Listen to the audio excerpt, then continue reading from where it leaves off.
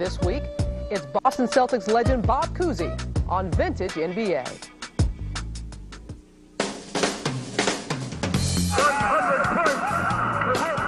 seconds, 1 second.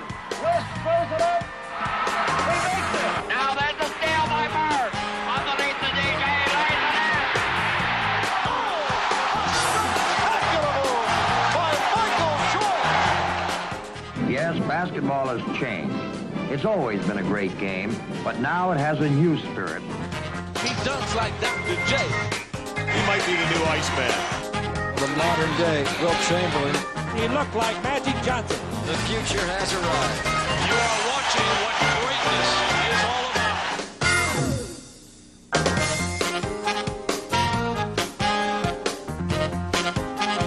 about. Hello again, everyone, and welcome to Vintage NBA. I'm Robin Roberts. This week we profile one of basketball's true pioneers, Bob Cousy. His flashy play revolutionized the game, and he was a cornerstone of the NBA's greatest dynasty, the Boston Celtics. But while Boston is the place where Cousy became a legend, he started out on the playgrounds of New York City. Those playgrounds produced another slick ball handler who's one of today's young stars. He's Stephon Marbury, a native of Brooklyn, who now plays just a few miles away with the New Jersey Nets. And Stephon is in the chair with some thoughts on the Coos. I think Houdini of the Hardwood is a perfect fit name for Bob Cousy. Boston's Hardwood Houdini. He's like a magician. Now you see it, now you don't. He could come down and be coming full speed at you, and then he'll throw it through his legs. But you'll be thinking that he's coming that way to go left, but he's grabbing the ball and then kicking it to the right. You know, it's like you going this way and the ball going that way. When Bob Cousy used to come down, he used to come down and be like. By us both being from New York and by him being a point guard, I think him playing in the playgrounds has gave him an opportunity to create.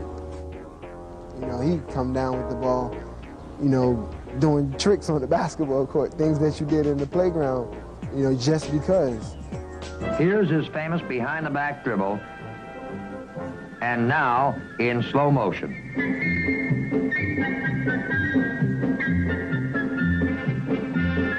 If I was Bob Cousy back then, I think that I would try to bring the same flair that he brought to the game. A dexterous exhibition which he follows with a layup for another score.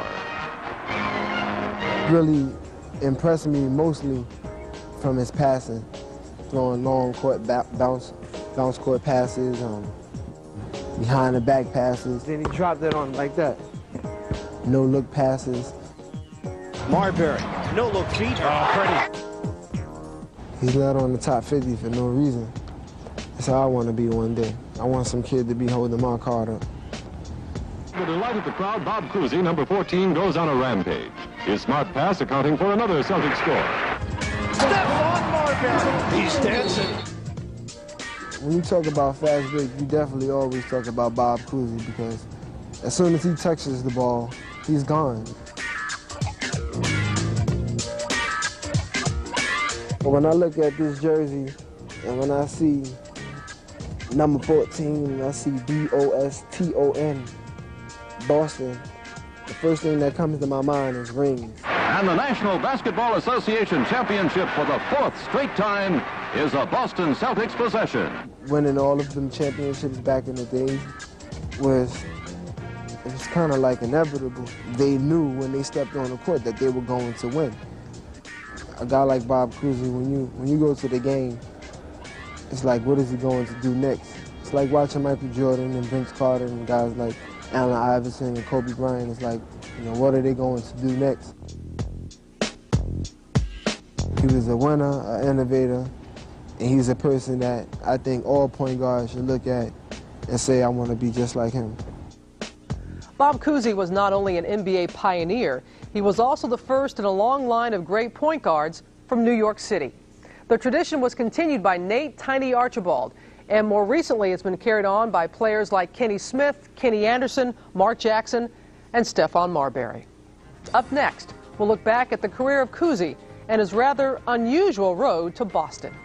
Another great performance by Bob sees a masterpiece of twirl and overhead dexterity. Well, there's the master passer of them all. Tonight is Bob Cousy night as a scorer and as a playmaker. Bob Cousy. Although small by pro standards, Bob is one of the all-time basketball greats. In addition to being an exceptional shooter and dribbler, Bob is an outstanding playmaker and team spark plug. Back in the 50s, Bob Cousy made fans across the country with his entertaining style. But one person wasn't too impressed, his coach at Holy Cross, who benched Cousy because he considered him a showboat. That didn't last too long.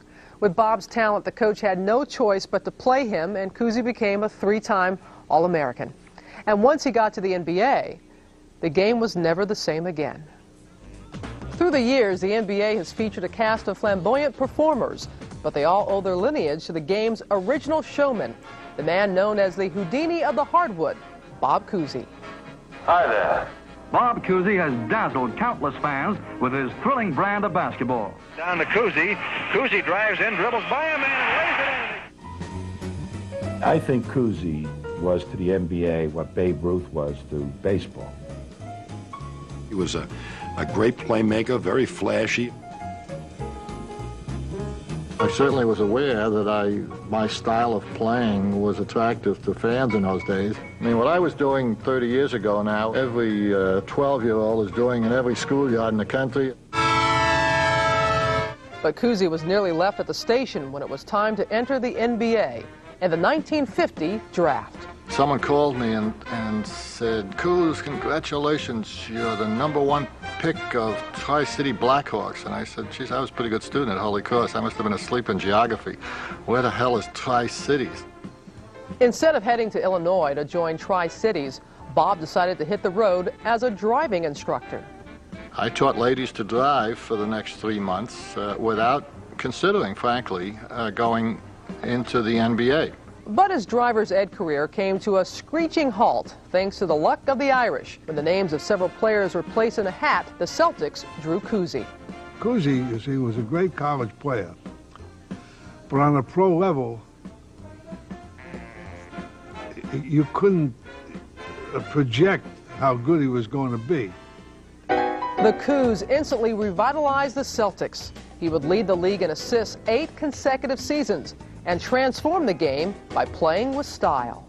Another great performance by Bob sees a masterpiece of twirl and overhead dexterity. Well, there's the master passer of them all. Tonight is Bob Cousy night as a scorer and as a playmaker. If George Mikan was the first great star of the NBA, then Bob Cousy was the second great star in the NBA. He was the great draw. He did things with a basketball that hadn't been done before. Bob Cousy, Boston's hardwood Houdini. I credit Bob Cousy, one of the guys that saved the NBA, because he came to the game and brought the passing skills that were only identified basically with the Harlem Globetrotters. I probably got as many letters in those days as any player that came through during that period from high school coaches telling me how much harm I was doing to all the kids in the country who were basketball players because they were imitating all this crap. He knew, and I knew, that no player is any good unless it's completed. So he can get as fancy as he wants and do whatever he wants, but don't lose the ball.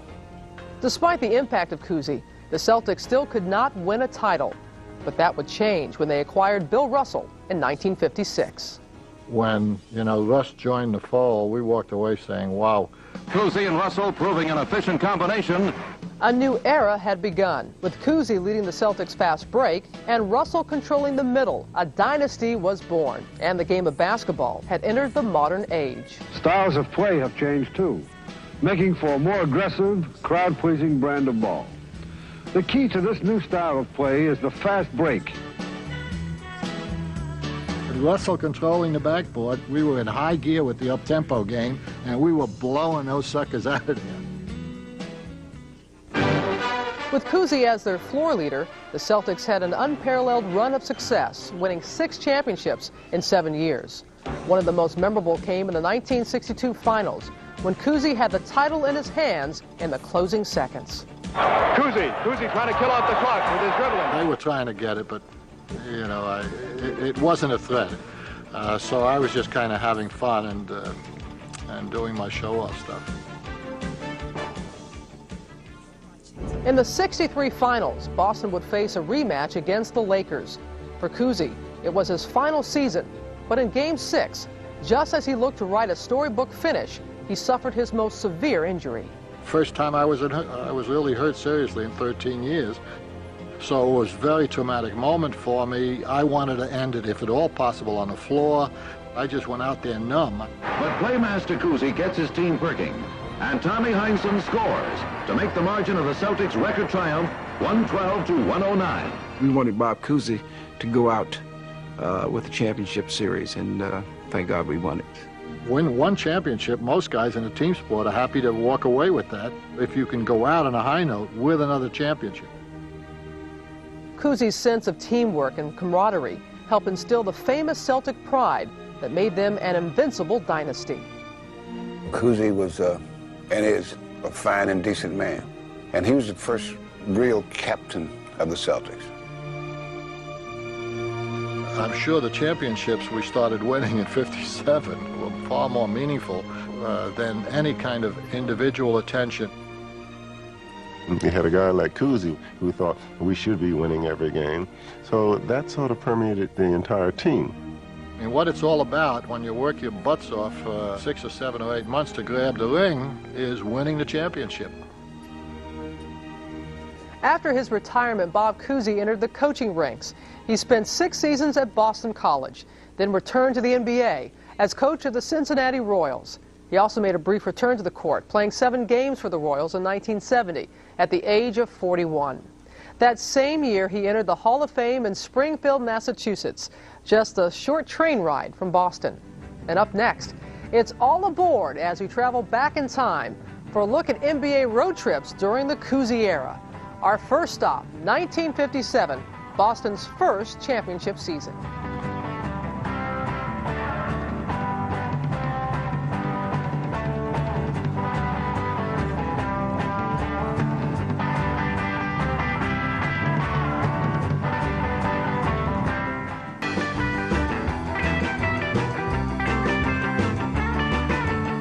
Welcome back, everyone. As we mentioned earlier, Bob Cousy was actually drafted by the Tri-Cities Blackhawks. Now, there's a team you don't hear too much about, mainly because they went out of business in 1951. But in case you're wondering, the Tri-Cities were Moline and Rock Island, Illinois, and Davenport, Iowa. It's one of those colorful old NBA team names, and we can find a few more by logging on to NBA.com. And let's see, there were the Providence Steamrollers, the Pittsburgh Ironmen, the Waterloo Hawks, and the Sheboygan Redskins, just to name a few. And when teams traveled to these cities, they actually went by train, a far cry from today's NBA road trips. With advances in modern-day air travel, teams can fly to and from NBA cities with all the creature comforts of home. But in the early days of the league, teams traveled to their games by riding the rails.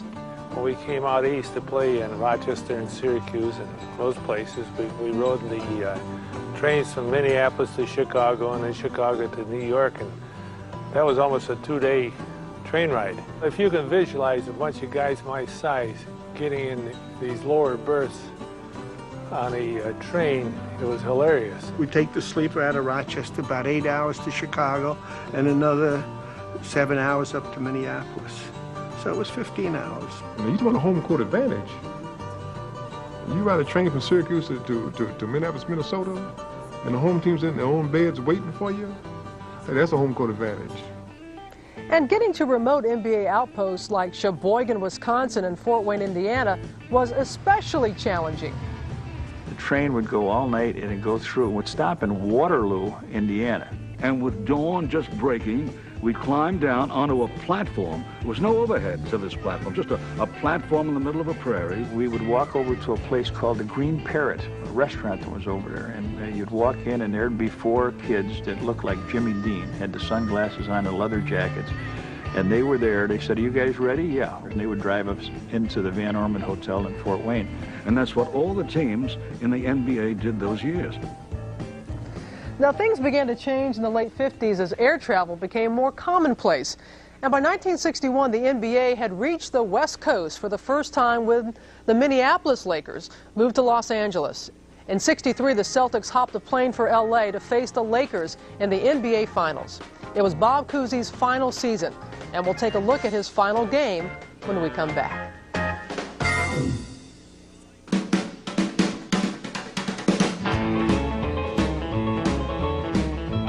At age 35, Bob Cousy announced that 1963 would be his final season, and he was determined to go out on top.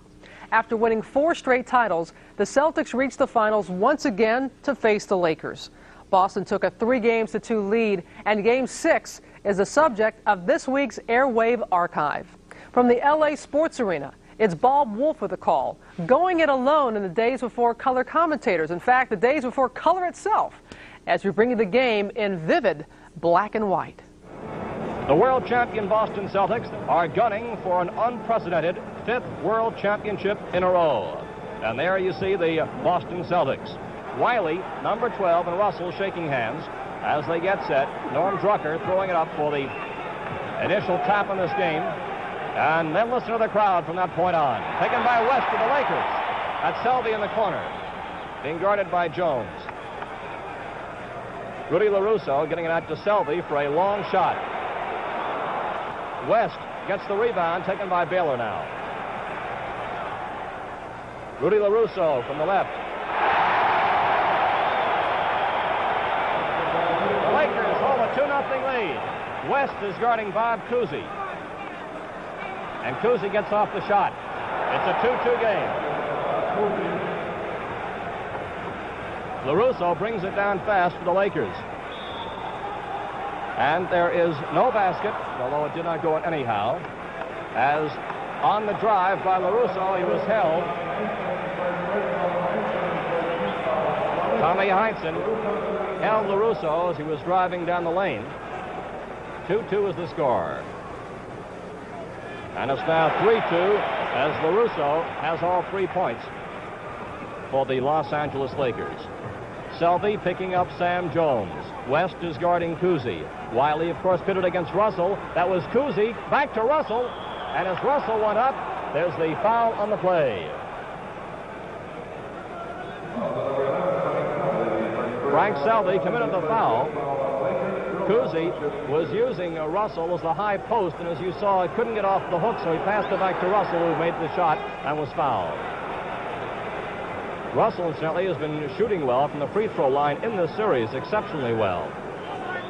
It's a 3-3 game right now. This one shot a little harder. 3-3 to score. Now Cousy is guarding Selby. Heinsohn is picking up LaRusso. And Heinsohn got caught in the switches that time. As the offensive foul. Charge to Gene Wiley gives the ball to the Boston Celtics. It's 3-3.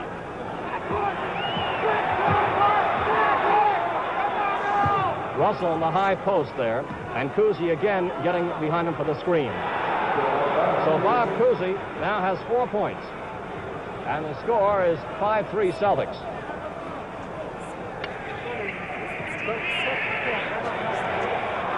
West missing the long one.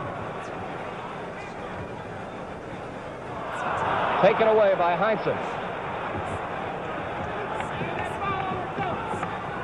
A fake, and they give off to Heinsohn, who gets it over to Jones. Sanders keeps the ball. Russell in for the left-handed hook. He's a left-hander. Wiley, good rebounder, has it for the Lakers. The Lakers breaking fast. Bob Cousy.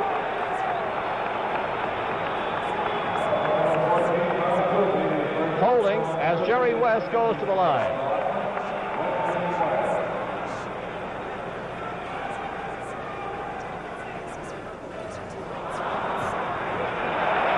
West again.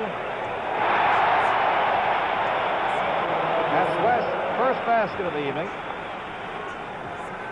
He's been averaging 29 points per game in the playoffs, so he's one of the top shooters. He and Baylor, of course, are the 2 big men for the Lakers. Heinsohn with the spin around and the hook, which was partially blocked. The Lakers take over. It's a 5-5 game. West again blocked by Russell. Lakers maintain possession as West goes in.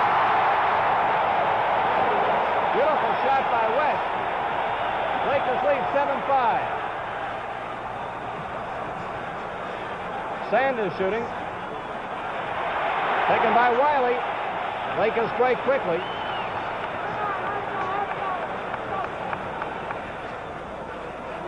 Sand is guarding Baylor, sticking with him pretty well. LaRusso with a long one. LaRusso has 5 points. There's a timeout on the floor. The score, Lakers 9, Celtics 5. Before the playoffs that year, Bob Cousy and the Celtics were being called an aging team whose time was running out. In fact, Casey Jones was already being groomed to take Cousy's place at point guard. And Bob approached the finals as a personal challenge. Even in his final season, he still said he had something to prove. But the Celtics are being tested by the Lakers in Game 6. And we'll get back to it right after we test you about 1963.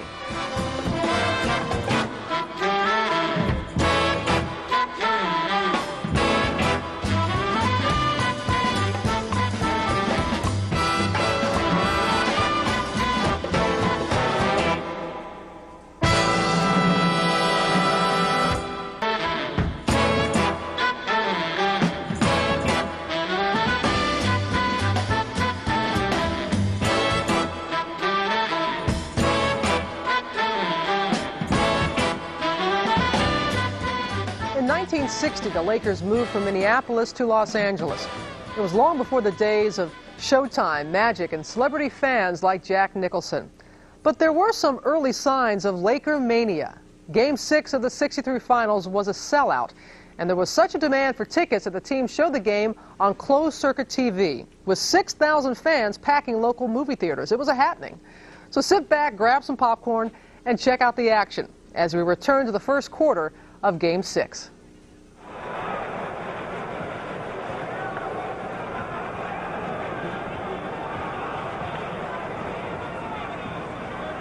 Beautiful give and go there as Bob Cousy got the return pass from Heinsohn on a fine pick play. Bob Cousy now has 8 points tonight, and the Celtics lead 11-9. West, the jumper was partially deflected as Sanders pulls it in for Boston. And here you saw Selby almost intercepting as Cousy gets off the shot.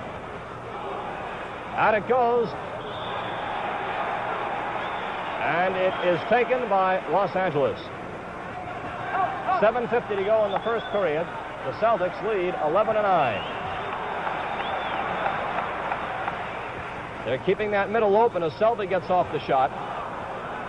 Russell, of course, gets the rebounds and starts that fast break, and Cousy is the middleman. Cousy with a backhand pass to Heinsohn for the shot. Beauty. Lakers will try to stop that fast break by trying to stop Cousy from getting that pass. That's one way. The other way is to get Cousy in deep offensively so he can't get the ball out as quickly. And, of course, the other way is to get that rebound or to make the shot.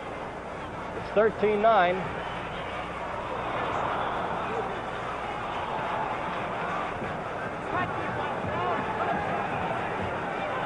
Celtics hold a 4-point lead with 7 minutes and 9 seconds to go in this first quarter. Wiley sticking close to Russell, who's in the deep post. Russell there feeds it out to Heinsohn. And he hits. LaRusso came out after him, but couldn't get there in time. Heinsohn now has 4 points, and the Celtics have taken a 15-9 lead with 6 minutes and 50 seconds to go in this first period before a sellout crowd here in Los Angeles. Give and go as Selby going down the middle.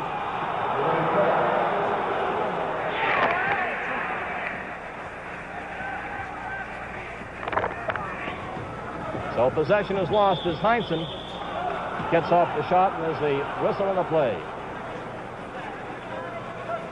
Score of the ball game, Celtics 15, the Lakers 9.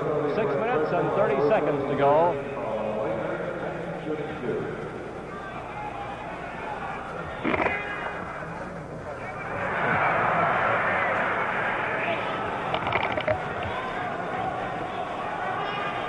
And Heinsohn gets it. He now has 5 points, and the Celtics lead 16-9. Baylor likes to isolate if he can on a one-on-one situation so he can drive. Sanders switch over this time to West, and West goes in and makes it. Sanders had a switch then, but West made the shot at 16-11. Sam Jones going down the middle, an offensive foul. So the Lakers take over the score of the ball game. Celtics 16, the Lakers 11. Very low-scoring quarter so far. 6 minutes and 10 seconds to go in the first period.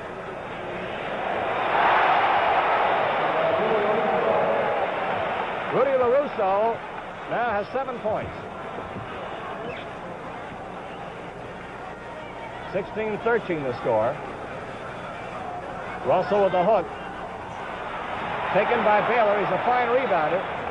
He comes off those rebounds running and moving quickly. And Wiley shoots. Wiley has not been a big scorer by any means for the Lakers, but he just hit a big bucket. And it's now 16-15. The Lakers trail by 1 with 5:30 to go in the first period. Russell has come out and he screams for Cousy. Baylor again gets a rebound, a second in a row. Fast break. There goes West. He's got it. Shelby intercepts. West still with it. LaRusso hits. Lakers lead 19-16 as they use the Boston weapon, the fast break, and some Helmut Skelter basketball. That's Cousy. He's keeping the Celtics in with 10 points so far. It's Lakers 19, the Celtics 18, 4:50 to go in this first quarter. Elton Baylor going into the left side, banked it beautifully. Here's Casey Jones who's going in. Casey is a quick pair of hands, good ball handler, and Red Auerbach has just signaled out to Boston to tone it down a bit. This is a Boston trick as they intercept with Ramsey giving over to Cousy to Jones, and Jones getting the bucket going in as a 3-on-2 break as the result of Ramsey's interception. 26-23, Lakers lead the Celtics.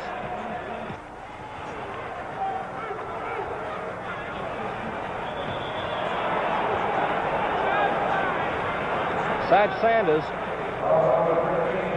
getting the foul, and Baylor's at the line.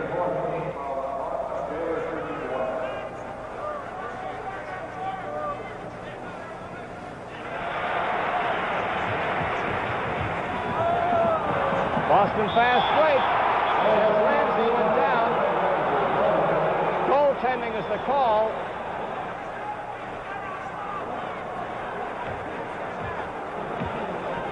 Ramsey getting credit as LaRusso went up and pinned that ball at the side of the basket. So the score now, Lakers 27, Celtics 25. West with the 2 fakes and then the shot. He faked twice before getting it off. He uses a wonderful head fake. Lakers now lead 29-25 with 2 minutes to go in the first quarter of play. Barnett coming out too vigorously on Casey Jones.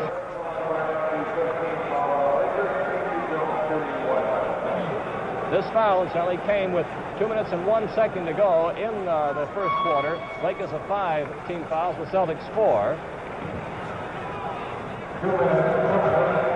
Casey Jones now has 3 points.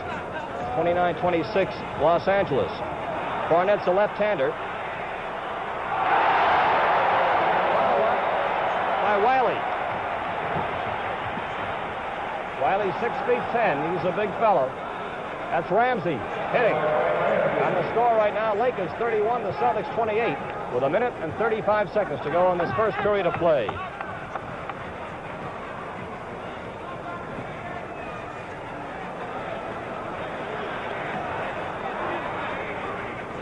Into LaRusso, who's been guarded by Cousy there. LaRusso certainly had the height on that match. Casey Jones drives and makes it. Beautiful spinning shot, a lot of English as he banked it off the side going in. 1 minute and 6 seconds to go. The Lakers lead 31-30. Sanders on Baylor. Baylor went behind LaRusso for the screen, but Sanders is still with him. Here's Barnett cutting around Baylor. Starting a drive as Sanders switched men, and now Cousy is on Baylor, as you see. Sanders has lost his man for a moment. Now he picks him up, but too late. As the shot is made by Baylor. Baylor now has 5 points, and the Lakers lead 33-30 with 40 seconds to go in the period. Here's Havlicek going in for Cousy, who's played all the 38 seconds of this quarter. The Boston starters, as well as the Lakers starters, have been seeing more minutes of service than they did during the regular season per average game. 33 seconds to go in this first quarter of play. There was Russell blocking the shot by West. Russell has it back again. They try to avoid Russell, not drive down the middle if they can help it. Sanders shooting, has it. And the score now is all tied 33-all with 16 seconds to go in the quarter. The pace has picked up during the last half of this first period tremendously. Baylor likes to maneuver for that drive. He maneuvered in, and now he passes. Wiley has it. A whistle stopping the clock with 1 second to go in this first quarter as West goes to the line. Casey Jones committing the personal foul. 2 shots. That was the 5th team foul for the Celtics. And the score, 35-33 Lakers, a second to go. There's the buzzer. That's the end of the first quarter with the score. Lakers 35, Celtics 33. Bob Wolf referred to the buzzer ending the first quarter. It actually sounded more like someone honking their car horn, but in any event, it's the Lakers up by 2 as they try to extend the series to a 7th game. As for Bob Cousy, he was winding down his brilliant career. Cousy was the game's first great point guard, and he ran the Celtics offense to perfection. Bob Cousy was the great playmaker. He was like a master chef, concocting a salad. He put a dash of Heinsohn in there, a dash of Russell, a dash of Frank Ramsey, Sharman, what have you, the Jones boys, and we would have an offense. My last game was a highly emotional moment for me. You know, it climaxed a 13-year career. In terms of you and I sitting here now talking about, you know, the memories that warm us as we get into the golden years. And Bob was trying to go out with another golden moment. But the Celtics were facing a talented Laker team led by young stars Jerry West and Elgin Baylor. Now this is where the Lakers-Celtic rivalry really started to heat up. Boston beat LA in 7 games in the 62 finals. And 1 year later, it's another tough battle. So let's return to Game 6 of the 63 finals, midway through the second quarter.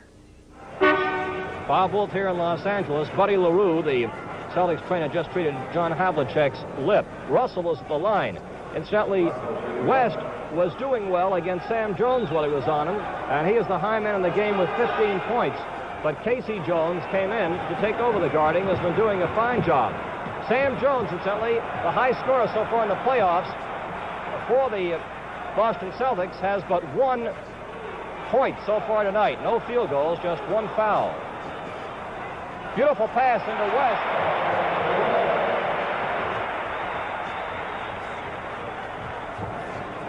So it's 49-43 as LaRusso fed West with a beautiful pass. Celtics lead 49-43. 4:40 to go here in this second quarter. Havlicek fakes and shoots. Hits.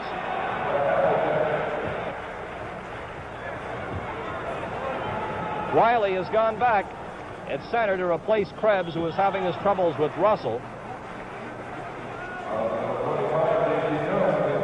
And here's Barnett going to the line.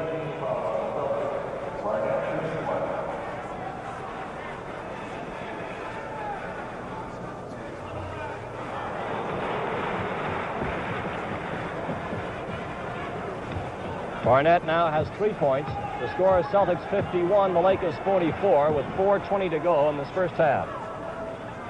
Russell guarded by Wiley, feeds out to Heinsohn. LaRusso guarding him. And Tommy Heinsohn again is charged with an offensive foul.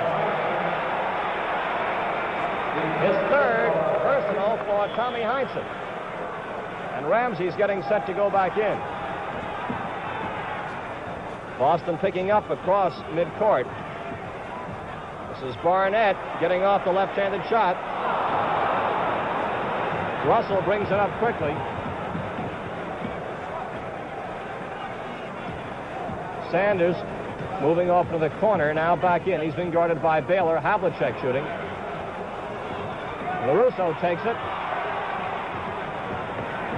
Barnett broke fast as West brings the ball up. LaRusso from the corner. Celtics 51, Lakers 46. 3 minutes and 36 seconds to go in this first half of play. Havlicek again hits. Havlicek has 11 points.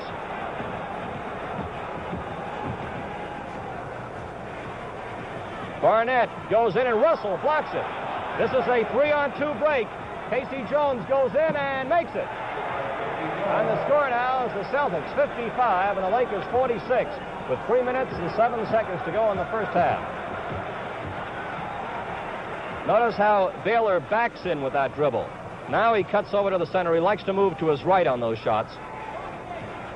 West, Russell fell off to guard him.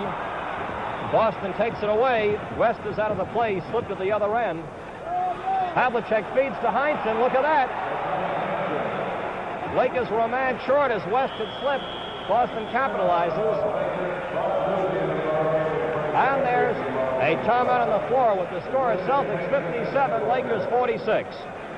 Bob Wolf speaking from the Los Angeles Sports Arena before a capacity crowd where the Boston Celtics, who are gunning for their 5th consecutive world championship, have jumped into a 57-46 lead over the Los Angeles Lakers. Boston leads the series 3-2. It's the best 4 out of 7 series.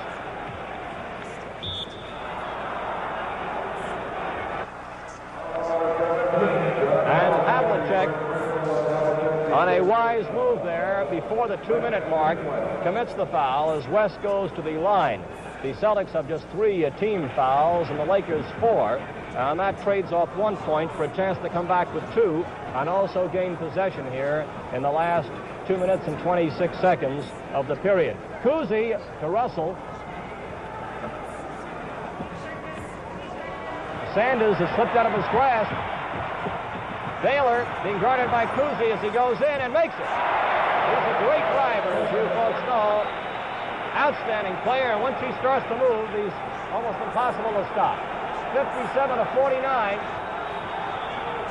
2 minutes to go in the first half. Cousy lets fly and hits.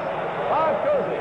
The score now, the Celtics 59, the Lakers 49. You may be witnessing Cousy's last game, and certainly he wants to bow out with one of his great ones. The Lakers have other views about this being his last game. West with the spin and the jump. Now Boston has started to clear those boards, and it's made a big difference. Cousy again lets fly. Havlicek comes over to follow, and it's tipped into the basket by Sanders. The score now, the Celtics 61, the Lakers 49, and this capacity crowd has been rather quiet for the last few minutes as once again Boston is spurted out in front. When Boston hits, they hit in droves. Baylor from deep missed, and again the rebound as Sanders gives it over to Havlicek. Cousy comes up as the trailer on the play. 1 minute left to go in this first half. Russell, and he was being guarded by Wiley, who committed the foul. 55 seconds to go in the first half. The Celtics leading 61-49.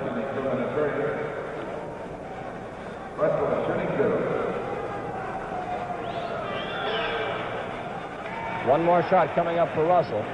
That was the Lakers' 5th team foul. They don't go into the penalty situation until after the 6th one. Russell's second shots, you know, it's always been a little harder than his first, and he's been missing with them. Cousy hits again. Bob Cousy now has 14 points, and the Celtics have a commanding 64-49 lead with 42 seconds left to go in this first half. That's Cousy's second personal as Frank Selby goes to the line. Selby, the oldest man in the Lakers, is 30 years old, sometimes called Pops by his teammates. It's a young team. So the Lakers now at the 50 mark, 64-50, with 40 seconds to play in the half. Cousy makes it. Bob Cousy with a great hand tonight of 16 points. Mr. Basketball, Bob Cousy with 16 points here in this first half of play. 66-50. The Celtics lead by 16. West puts it up, and it goes in. 66-52. Boston keeps pressing. They get the ball up fast in the front court. 10 seconds left to go. Now, Cousy looks up at the clock. It hangs from up here, a big scoreboard. It's sometimes tough to see unless you look up directly at it. Russell gets it up. There's the buzzer. So that's the end of the first half of play with the score. Celtics 66, Lakers 52. The Celtics still led by 9 in the fourth quarter when Cousy went down with a sprained ankle. In his absence, the Lakers pulled to within 1. But Bob returned late in the game, and in the final seconds, he dribbled out the clock as Boston celebrated their 5th consecutive title. For Cousy, it marked the end of his fabulous career. But even after leaving the court, many players never really leave the Celtic family. We'll have more about that when we return in just a moment. Stay with us.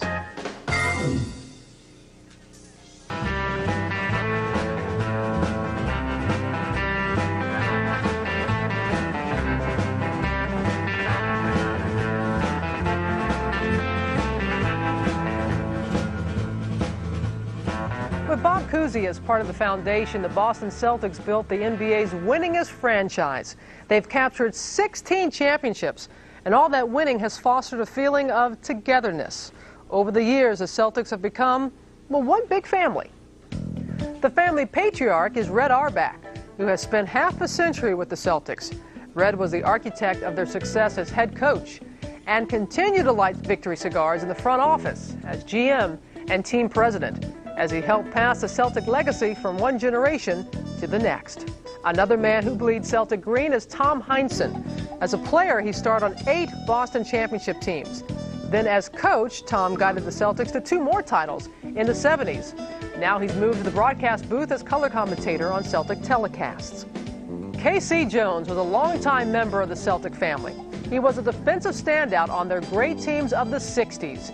K.C. made a triumphant return in the 80s as head coach, leading Boston to 2 more championships. Of course, the greatest Celtic of all was Bill Russell, the backbone of their dynasty. He led Boston to 11 championships, 2 of them while serving as player coach in the late 60s. Recently, Bill returned to Boston to work with some of the team's younger players. Finally, Bob Cousy, Boston's legendary floor leader. In 1974, he rejoined the Celtics as a broadcaster and recently became a team marketing consultant. And one year, Bob and the Celtics had a family reunion on a TV commercial. When I was coaching, I was the boss. I used to feed them, dress them, get them to bed on time. Now I treat them to our favorite beer, right? Like beer from Miller. And they really like the taste. Another beer, anyone? Yeah. Do it. What's the magic word? Please. Yeah, Red always had a way of keeping his Celtics in line, but their coach on the floor was Bob Cousy, one of the game's greatest showmen. And today there are some stylish players who are reminiscent of the Coos. Vince Carter.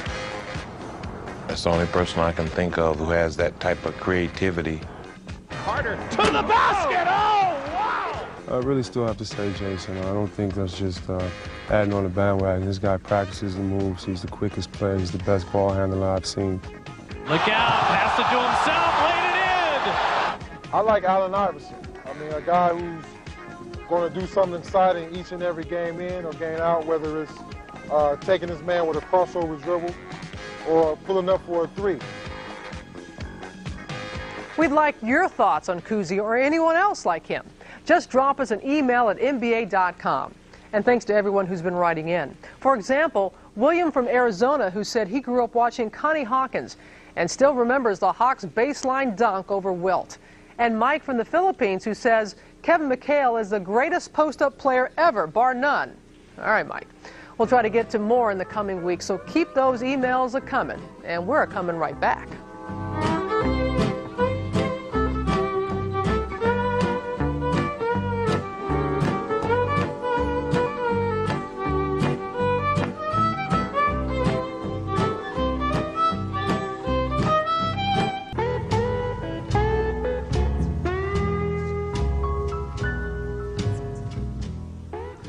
Bob Cousy's brilliant passing helped forge the Celtic dynasty. But by 1963, Bob was ready to pass the torch to his younger teammates. And that spring, the team said goodbye to the Coos with an emotional ceremony at Boston Garden. After 13 seasons, the Houdini of the hardwood had left the stage for good. But his magic touch continues to this day as he changed the game of basketball forever. That's it for Vintage NBA. Thanks for joining us, everyone. I'm Robin Roberts, and we'll look for you again next time. Till then, take care. All I've heard recently is how you're going to replace Bob. That's my answer. Can't be done because that's Mr. Basketball. An affair like this takes only a few minutes to transpire. But please be assured that it will leave my family and me with a memory that will warm us throughout our lives.